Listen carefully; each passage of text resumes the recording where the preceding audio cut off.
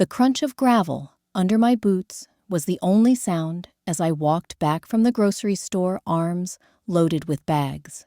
The late afternoon sun painted everything gold, but that familiar Oregon chill still clung to the air. Then I heard it. My name whispered in a voice that shouldn't exist. Amelia. My heart slammed against my ribs, so hard I thought I'd crack. The apples tumbled from my grip, rolling into the dirt like my composure. 5 years. 5 years since I'd last heard that voice, since the police closed the case, since I'd stopped checking my phone for missed calls. Daniel was supposed to be dead, vanished into the mist-shrouded forests near Willow Creek, leaving behind nothing but rumors and a hollowed-out version of me. Yet, there I was, turning toward the sound like a sleepwalker.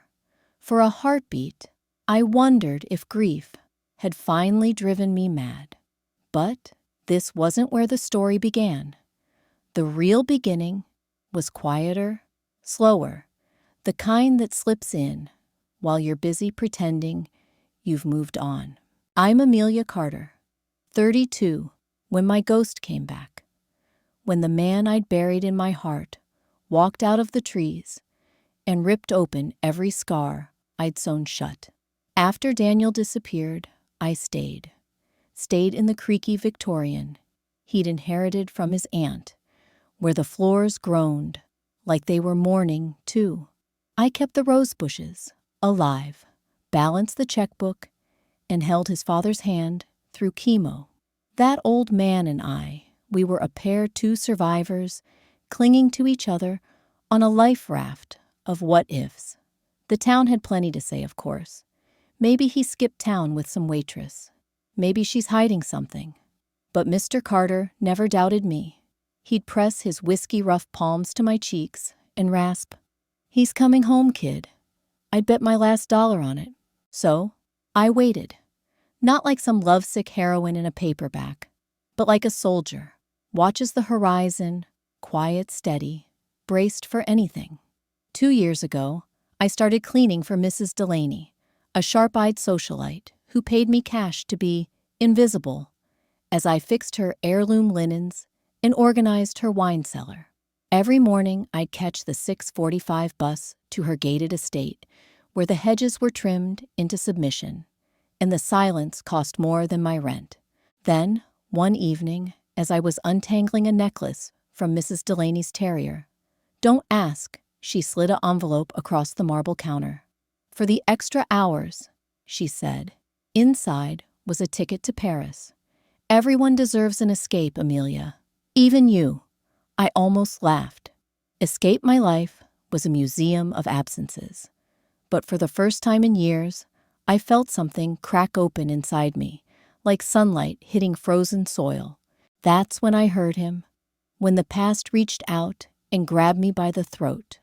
And suddenly, the only thing louder than Daniel's voice was the question screaming in my head: what if I don't want to be found?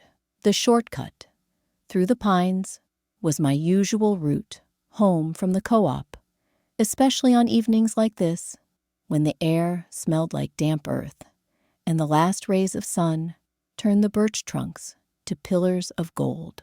The grocery bags dug into my arms, but I didn't mind. It was the kind of quiet that almost made me forget the hole in my life. Almost. Then I heard it again. "Amelia." This time, the voice was closer, raw, as a wound. I spun around, and there he was, Daniel standing between two towering firs, like a shadow given form. The man I'd last seen in a flannel shirt and hiking boots was now a specter in tattered clothes. His beard matted his eyes, hollow, but it was him. The way his left pinky curled slightly inward, the scar above his brow from that long-ago bike accident, details too intimate for my mind to fabricate. My knees buckled. The bag of oranges hit the ground, rolling toward him like an offering. For a heartbeat, I wondered if this was some cruel trick of the light. Then he whispered my name again, and the sound tore through me like a bullet. I didn't run to him. Every instinct screamed that this was wrong. The way he stared at me, not with relief, not with love, but with the wary confusion of a man piecing together a dream. "You're not real," I blurted, my voice cracking. "They found your backpack by the river. Your blood on the rocks." Daniel flinched. For a fraction of a second, his gaze flickered to the woods behind me, quick as a hunted animal. That's when I noticed it. The fresh mud caked on his boots, the way his right hand kept flexing, like he was testing its strength. "I got lost," he murmured. "But I'm here now." The words should have been a balm. Instead, they coiled like smoke in my chest. This wasn't the reunion I'd imagined. There was no crushing embrace, no desperate apologies. Just a stranger wearing my husband's face, standing too still, breathing too carefully. Then the wind shifted, and I caught the scent of gasoline beneath the pine. Before I could process it, Daniel lurched forward, grabbing my wrist. His grip was fever hot. "We need to go," he hissed, yanking me toward the path. "They're watching." I stumbled, my pulse roaring in my ears. "Who's—" A branch snapped in the underbrush. Daniel's head whipped around, his pupils dilating. That's when I saw it, the glint of something metal tucked into his waistband. A gun. The man who'd once cried at our wedding photos now shoved me behind him, his body taut as a tripwire. "Run," he ordered. And for the first time in 5 years, I realized I didn't know him at all. The air in the living room grew heavier with each word Daniel spoke. The tea in his hands had gone cold, untouched. Outside, the fog pressed against the windows like a living thing swallowing the last traces of daylight. "I woke up in a shipping container," he said, his voice flat, as if reciting someone else's nightmare. "Metal walls, no windows, just a cot and a bucket. They kept me there for I don't know how long. The lights never turned off." His thumb traced the rim of the mug, round and round. At first I thought it was a kidnapping. But then they started asking questions about the firm's roots, about security protocols. They knew things only an insider would. I gripped the armrest of the couch, my nails biting into the fabric. The wood stove popped, sending a spark onto the hearth. Daniel's gaze flicked to it, then back to his hands. There was a woman. She brought food, changed the bucket, never spoke. But one day, his breath hitched. She slipped me a note. Just 2 words. "Play along." Eleanor made a small noise in the doorway, her knitting needles frozen mid-stitch. I hadn't even heard her come in. Daniel didn't seem to notice. That's when they moved me. Blindfolded, hands tied. I could smell diesel, hear trucks idling. They put me in a van, drove for hours. When they yanked the blindfold off, his jaw worked. I was standing in front of a loading dock. My old boss was there smiling, like we were meeting for lunch. The mug slipped from his fingers, hitting the rug with a dull thud. Tea seeped into the fibers, dark as blood. "I ran," he whispered. "Just ran. Didn't think, didn't plan. Heard gunshots. Felt something graze my arm." He touched his left bicep absently, where a fresh scar peeked from his sleeve. "I jumped a fence, kept going, until I hit the river. Current took me miles downstream. When I crawled out, I didn't even know what state I was in." Silence, the kind that comes before a storm. Then Eleanor spoke, her voice razor sharp. "Who else knew you were alive?" Daniel's head snapped up. For the first time since he'd returned, real fear flashed in his eyes. That's when the motion sensor light on the porch flicked on. All 3 of us turned toward the window.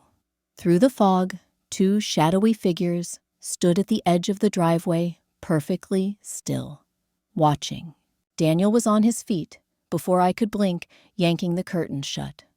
"They found me," he breathed. Then quieter to me. "They were never after just the roots. They wanted you, your access to the Linwood estate.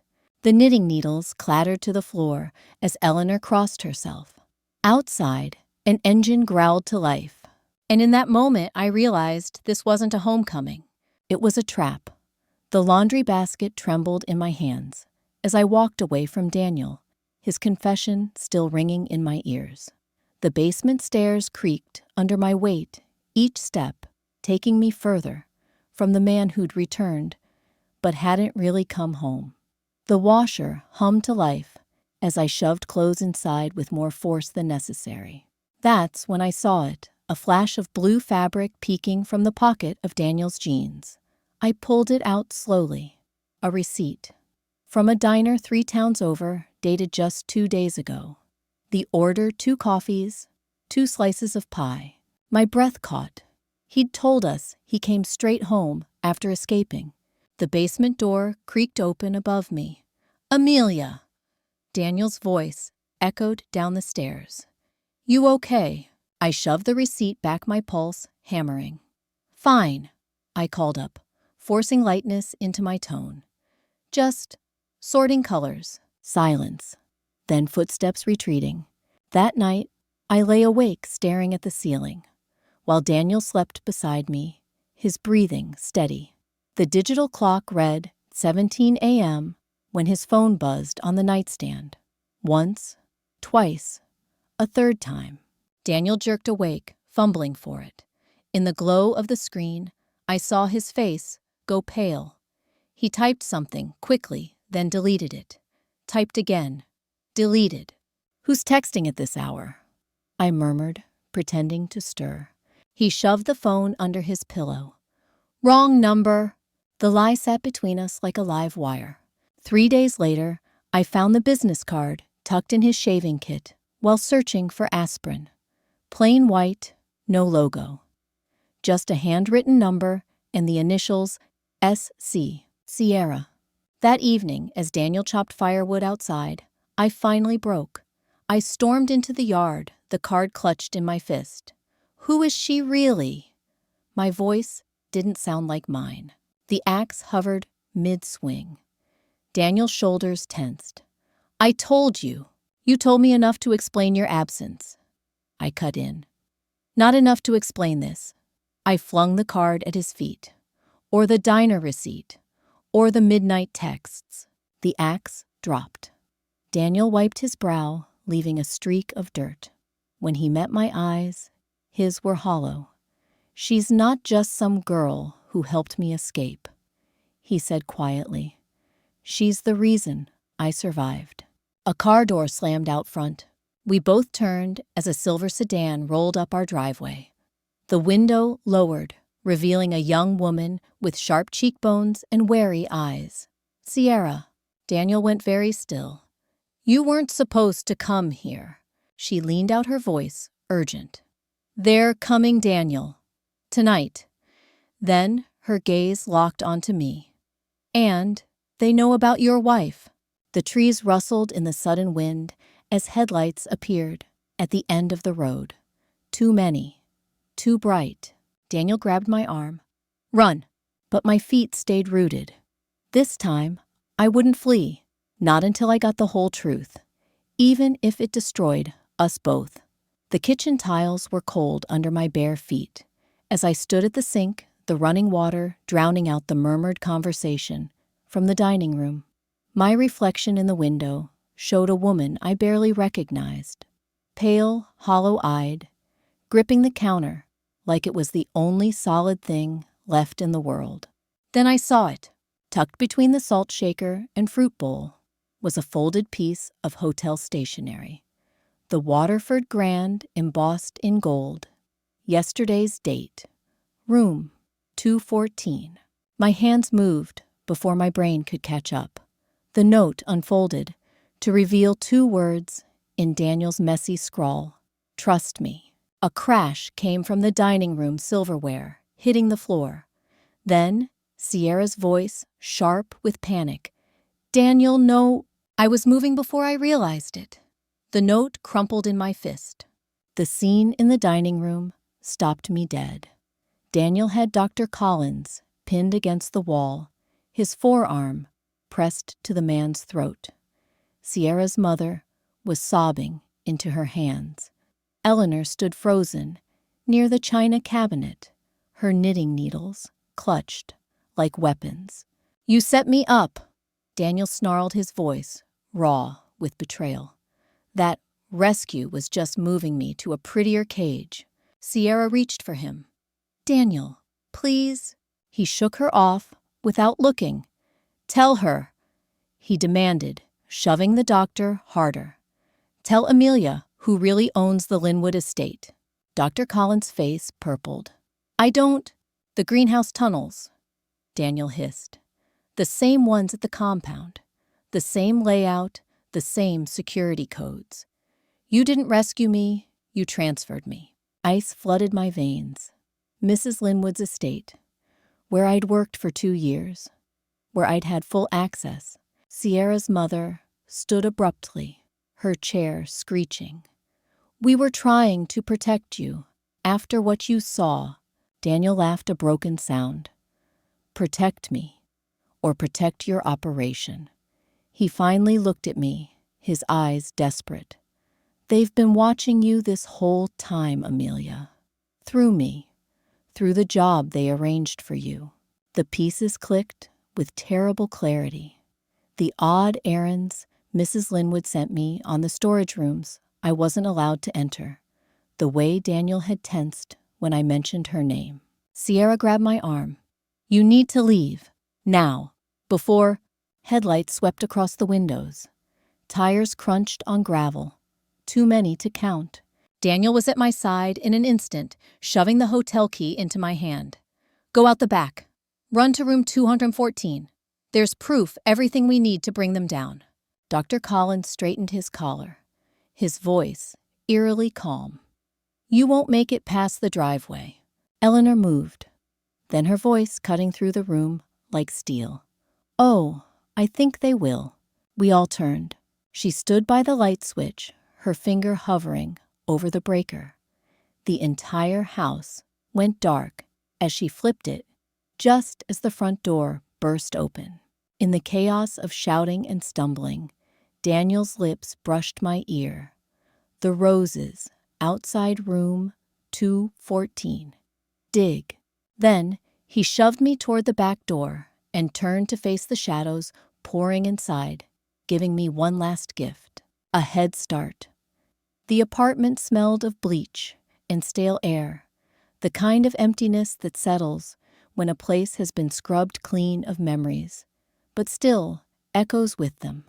I dropped my bag on the cracked linoleum, the sound too loud in the hollow space. My fingers traced the water stain on the kitchen counter, the one from our first anniversary, when Daniel had surprised me with champagne in cheap plastic flutes. A knock at the door startled me. Through the peephole, Sierra stood alone, her blonde braid messy from the wind. No designer clothes today, just jeans and a faded Stanford sweatshirt. I yanked the door open. "Did you follow me?" She flinched, but held her ground. "I need to show you something." From her backpack, she pulled a manila envelope, thick with papers. "Before you hate me more." The first page was a surveillance report. My name, dates spanning the past 2 years. Photos of me leaving the Linwood estate grocery shopping, even sitting on Eleanor's porch. "My father's," she said quietly. "Not mine." I flipped to the next page, a property deed. The Linwood estate purchased under a shell company tied to her father's medical research firm. Sierra's fingers trembled as she pointed to a highlighted section. "They weren't just watching you. They were testing you." The words blurred. Phase 1, subject, compliance threshold, asset utilization. A cold laugh escaped me. All that drama in the dining room that was a test to— No, she swallowed hard. That's when I realized my father was lying. Daniel wasn't transferred.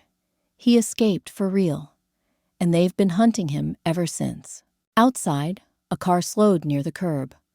Sierra's head snapped up. She shoved the rest of the papers at me.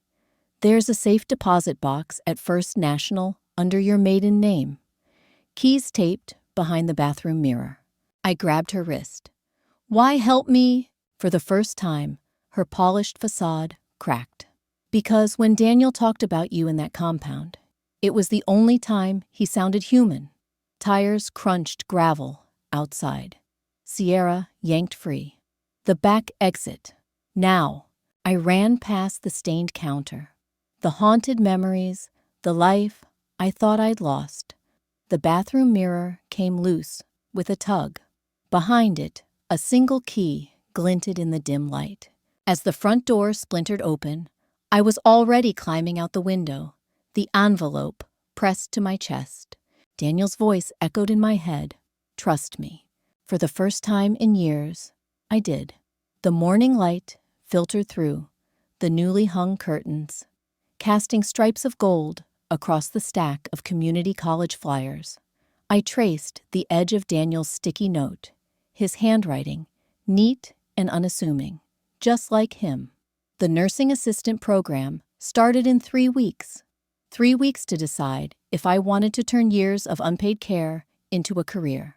A wet nose nudged my elbow. I jumped, then laughed as a scruffy golden retriever peered up at me, tail wagging. Daniel stood in my open doorway, 2 coffee cups in hand. Sorry, Buster's got no boundaries. He hesitated. Too early. The dog trotted in and flopped onto my feet, as if he owned the place. I took the coffee. Just in time, actually. Daniel leaned against the doorframe, sunlight catching the sawdust in his flannel shirt. So, you gonna do it? I glanced at the flyers again. I might suck at it. You didn't suck at taking care of Eleanor. He said it so simply, like it was fact. And you definitely didn't suck at sewing up my arm when I sliced it open last week. The memory made me smile. Daniel showing up at my door, bleeding me, threading a needle, with hands that didn't shake, for the first time in months. Buster let out a dramatic sigh and rolled onto his back. Daniel scratched the dog's belly absently. There's a free info session tonight. No commitment. Just thought you might want company. The unspoken question hung between us. I studied my coffee black, no sugar, exactly how I'd always taken it. He remembered. A breeze carried the scent of rosemary from my windowsill herbs. Somewhere down the street, a neighbor laughed. Normal sounds.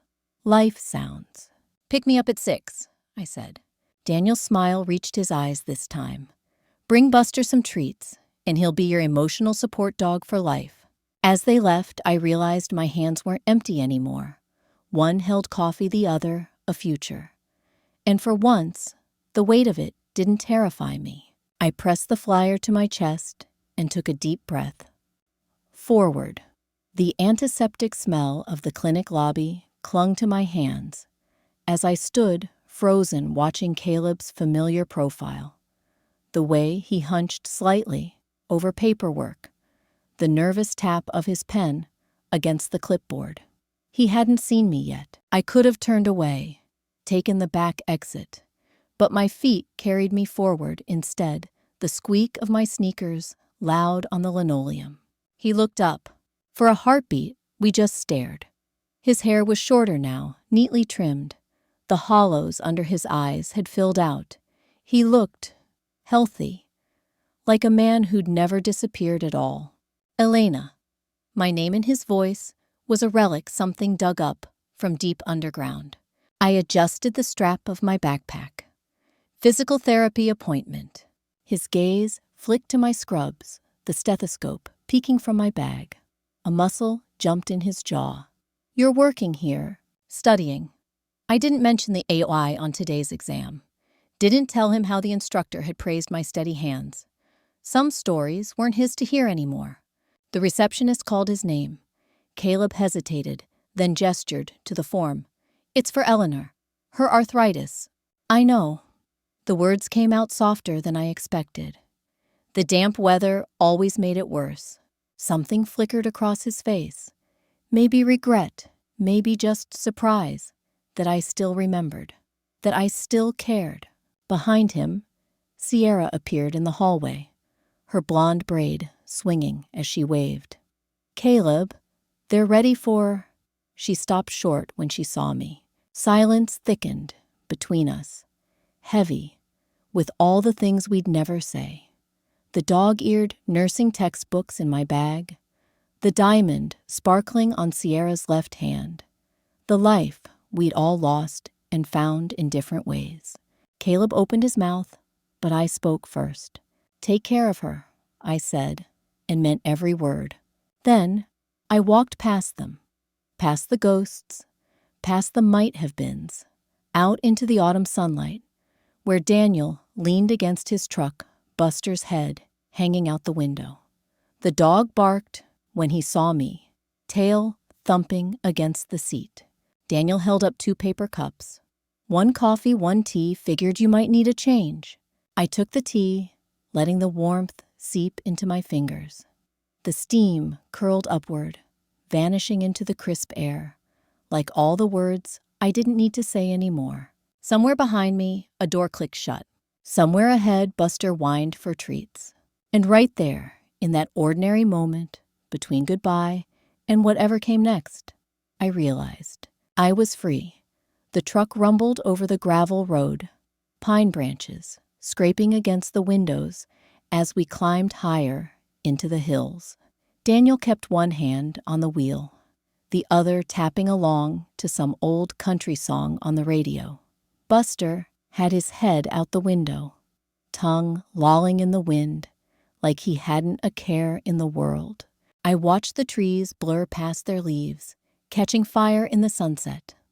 "Pull over here." Daniel didn't ask why, just eased the truck onto the shoulder where the earth dropped away into a valley of gold and crimson. We got out the cold biting at our cheeks and stood at the edge of everything. For the first time since I'd walked out of that clinic, I let myself think about it. The swell of Sierra's belly, the way Caleb's hand had hovered protectively near the small of her back. A life beginning where mine had ended. Daniel's shoulder brushed against mine. "You okay?" I exhaled, watching my breath curl into the twilight. "Yeah, just thinking about how strange it is to mourn something and be grateful for it at the same time." He nodded like he understood. Maybe he did. Buster nosed at my palm until I scratched behind his ears.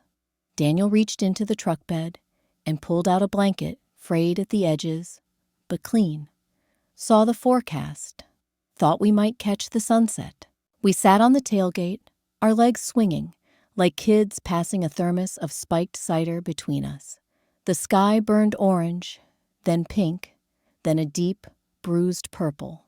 "You ever wonder," Daniel said after a while, "if the best parts of our lives are the ones we never see coming?" I thought of sterile clinic hallways and sticky notes of a sketch pinned to my fridge of a man who brought soup and didn't expect a single thing in return. The first star blinked to life overhead.